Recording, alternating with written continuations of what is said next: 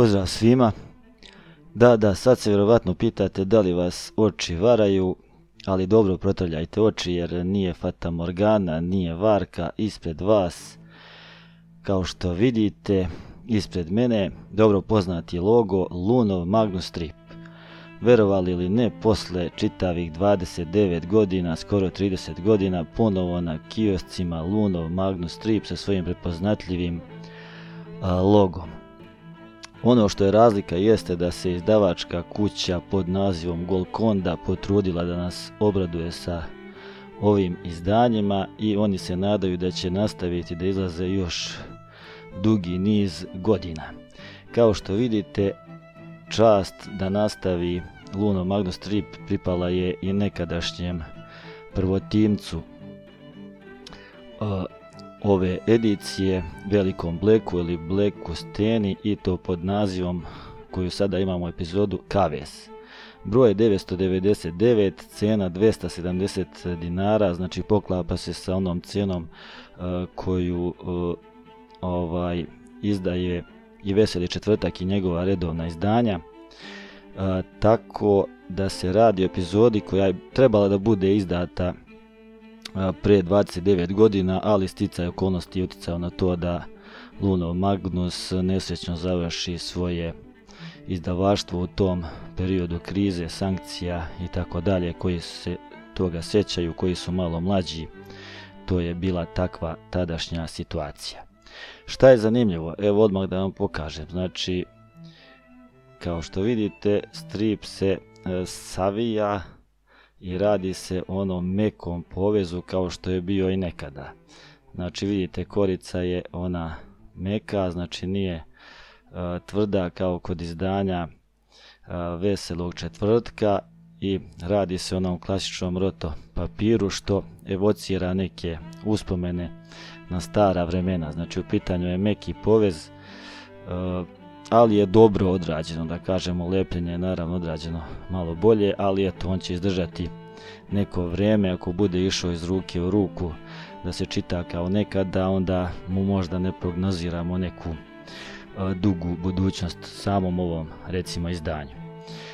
Potrudit ćemo se malo da prelistamo ovo prvo izdanje. Kao što vidite ovdje, ovaj deo podsjeća na Dnevnik, samo što je ovdje drugi logo. Ovdje imamo uvodni deo gdje izdavači pojašnjavaju šta će uraditi, zašto su se odlučili na ovaj potez i tako dalje. Nadaju se da će izlaziti još dugo godina, u nastavku. Najavljuju sva ta izdanja da će izlaziti prvog u mjesecu, znači jednomesečno će ići izdanja, pa ćemo da vidimo. Trudit će se da objavljuju neke kao kvalitetnije ili probrane epizode. Ovdje imamo jedan uvodnik koji se odnosi na Velikog Bleka ili Bleka Stenu, ovdje dole impresum koji objašnjava izdanje, original i tako dalje. Sad to je možda malo mana, možda je trebalo to malo preglednije staviti da se vidi, a ovdje su stavljeni scenarista i crtač ovog izdanja. Radi se o domaćem tandemu. Kao što znamo, Blek je nekada zavređivao pažnju, tako da je jedno izdanje koje najviše, da kažem, odrađivali su domaći autori kojima je to bilo prepušteno, tako da je u ovom slučaju scenariju radio Svetozar Obradović, a crtež Marinko Lebović, popularni Aleb. Ovo izdanje je trebalo da nađe, kao što sam rekao, svoj put još pri kraju izdanja Lunov Magnus Stripa, pa evo, sada je već posle toliko dugo godina našao svoj put da se izda i da dođe pred čitaoce. Što se same priče tiče, ovdje nećemo listati baš toliko detaljno. Samo da napomenem da su priče kod Velikog Bleka prilično malo naivnije za ovaj naš sada uzrast, da tako kažem, jer nekada su možda kad smo bili manji ili mlađi one delovale sasvim zanimljivo u tom pogledu, tako da možemo odmah reći da je možda namenjeno malo mlađoj publici čita nećemo reći serijal, ali da vidimo kako će ići druge epizode prilično mlađoj publici, jer se radi o malo naivnim pričama, kao što je i Black to bio u suštini i nekada. Prva epizoda Kavez dolazi, srećemo Blacka u priči u kojoj ga na jedan perfidan način zarobljava jedan lokalni moćnik, kako bi ga nazvao, koji učestvuje u borbama koje se održavaju u kavezima, gdje se ljudi bore na život ili smrt, znači do kraja. On je svratio tu jednu krčmu i sticajem okolnosti dolazi u sukob sa Mortimerom, tim lokalnim moćnikom, koji traži odgovarajuće borce kako bi osvetio neke svoje, jer je već počeo da gubi u tim borbama. U tom sukobu oni uspeju da Blacka onesveste i da ga kidnapuju i da ga dovedu kod njega na imanje, gdje on, zamislite, prilično lagano prihvata tu priču i hoće da učestvuje u toj borbi, ali sa ciljem da bi kao raskrinkao u budućnosti te borbe i da ih više ne bude. S druge strane, paralelno, jedan lik izlazi iz zatvora, to je neki stari Blackov prijatelj, neprijatelj koga možemo da zaključimo i koji hoće da mu se osveti. U cijeloj toj priči se zakuvava i sa Indijancima, jer ovaj jedan od boraca koji je ubijen je bio plamena strela, poglavica jednog plemena, i kad su oni vidjeli da su ljudi preobučeni u Blacka i u trapere, bacili ga na stene, Indijanci su pomislili iz daljine gledajući da je Black i da su njegovi traperi njega ubili, tako da počinju da napadaju trapere i da učestvuju u tim napadima, što bi se reklo, iskopali su ratnu sekiru isto zbog čistog jednog nesporazuma. Tako da su i oni upetljani u ovu priču. Priča ima nekih malo praznina, ali ona tako teče svojim tokom. Crtež je ono što možemo da očekujemo od tih domaćih autora, možda ne na vrhunskom nivou, ali to je taj nivo koji je bio i nekada crteža na koji smo navikli. U cijeloj priči se pojavljuju i profesor Okultis i Rodi, koji prate cijelu situaciju i uspevaju, naravno Rodi uvijek ima tu zavidnu ulogu, da se ušunjaju u to indijansko pleme i da Rodi pokaže kao dokaz da su ljudi koji su optužili Blacka, da su stvari bili preobučeni i da su imali odela da bi ličili na Blacka, to jest na njegov gunj i kapu. I onda Indijanci shvataju o čemu se radi i dolazi do preokreta u cijeloj priči.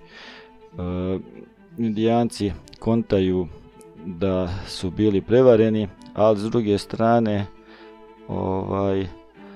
Black je učestvovao u tim borbama s ove strane i čak u toj jednoj borbi je se sprijateljio sa glavnim protivnikom, što isto tako malo naivno izvesnim Herkulom, koga je pobedio u kavezu, i on se naravno, vidjevši da je izdan od svog gazde, priključuje rodoljubima u borbi protiv crvenih mundira. Na kraju dolazi do te opšte frke, borbe, to mjesto gdje se održavale borbe u kavezu biva spaljeno, ta koliba, i na kraju klasika, sa smehom se završava ova epizoda koja ima 62 strane. Eto, to je ono što ste navikli nekada, oni su bile te veličine, otprilike 62 do 66 strana te epizode. Prilično sam ja ovako malo na brzinu pojasnio, ali ne pretjerano, da biste mogli eventualno da se uključite i da nabavite ovo izdanje koje je još pratio Luno Magnus strip. Ali s druge strane izdavači su sad dali ovo dobar potez ili loš, naravno morali su to popune ove strane. Nastavak se nastavlja u smislu ne ove epizode, nego ide nova epizoda Senke u šumi sa scenarijom Roberto Renzi i crtež Studio Barbato. Sad ono što je zanimljivo, ovdje odjednom upadamo kao u priču, nema nikakvog uvoda, kao da je neki nastavak od neke druge priče, da prisutujemo kako je Black Stena stigao u malu dolinu, dočekala ga je mrtva tišina i tako dalje. Kao da smo upali u sred neke epizode bez nekog uvoda, ali tako smo upali na sred ove sveske pa krećemo od početka. Ovdje vidimo taj stari italijanski fazon crtanja, a epizoda isto ima svojih malo dečjih naivnosti, ali to je za taj uzrast, što bi rekli. Na početku imamo scene kao iz crtanih filmova sa profesorom Okultisom i Rodijem koji je povređen, pa ovaj pokušava kao da ga izliječi. Naravno tu dolazi do par komičnih situacija, pa Black je imao opet problem sa plemenom koje je pratio, jer su ga iz tog plemena kidnapovali, a pleme se zove Sivaši. On je njih pratio da vide o čemu se radi, međutim oni su uspjeli da ga uhvate u zamku i da ga kidnapuju, pleme koje sarađuju sa crvenim mundirima i sa Englezima. Predosjetivši te probleme, profesor Kultis i Rodi kreću Blackovim tragom da ga pronađu. I šta se događa? Poenta ove epizode je da je Black zarobljen, a da je lokalni vrač i poglavica, koji je u stvari prerušeni engleski oficir, uspjeli su da Blacku daju neki određeni napitak koji je uticao na njegovo pamćenje i brisanje njegovog pamćenja, tako da on ne zna ni koji ni šta je, i onda mu oni u misli usade ideju da se on zove u suštini Tom Drake, da je on saradnik Engleza i crvenih mundira i da se bori u stvari protiv rodoljuba. I stvara se taj apsurd oko koga se vrti cijela priča. Profesor Okultis i Rodi tragaju za njim i uspevaju da uđu u samo pleme Sivašija, gdje mu tu još zarobljenice objašnjavaju kako je došlo, da su upoznale Blacka i da je došlo do te zamene i da su oni njemu dali neki napitak, poslije čega se on više nije sjećao i tako dalje. I ono što je najgore, Black i dalje ne shvata cijelu durmu i dalje je pod tim dejstvom napitka. Upoznao je glavnog komandujućeg Engleza i oni su ga poslali ni manje ni više nego da izvrši napad bukvalno na mjesto trapera i rodoljuba i pobunjenika zajedno sa Englezima i njihovim pomagačima. I oni su zapalili to mjesto, njihovu tu utvrđenje i utvrdu, a na to mjesto sa zakašnjenjem stižu profesor Rodi i Okultis i na osnovu toga i na osnovu te zamene identiteta u glavi, Black će u suštini postati, naći će se veoma nezavitnoj situaciji u nastavku, gdje vidimo da se ova epizoda nastavlja. Ovdje imamo ono staro dobro, nastavit će se ko voli, pa eto ono što smo sretali kod Blacka, kod kapetana Mikija i kod tih epizoda gdje je uvijek stajalo to famozno nastavit će se. Eto, to je za početak ovaj Luno Magnus strip koji sam rekao sa epizodom Kavez, a isto u staru maniru koju posjeća na dnevnikova izdanja vidimo nastavak Crni zmaj, gdje ćemo se susresti sa Kitom Tellerom, također zvezdom starog Lunovog Magnus stripa. Pa ako se slažete da pratimo malo i Lunov Magnus strip, možete prokomentarisati u komentarima ako nekoga zanima, mada iskreno ja nisam toliko pratio nekada Lunov Magnus strip koliko Zlatnu seriju. Zlatna serija je bila malo jača, ovo možda malo preređenije, ali u svakom slučaju ovaj povratak zaslužuje da se prelista i da se pogleda, pa ako bude raspoloženja kod pratilaca, da pogledamo i ovu narednu epizodu sa Kit Tellerom, da vidimo malo kako će se razvijati stvari, kakve će biti epizode i tako dalje. Eto, do sljedećeg čitanja i listanja Lunovog Magnus stripa, ostajte mi zdravo.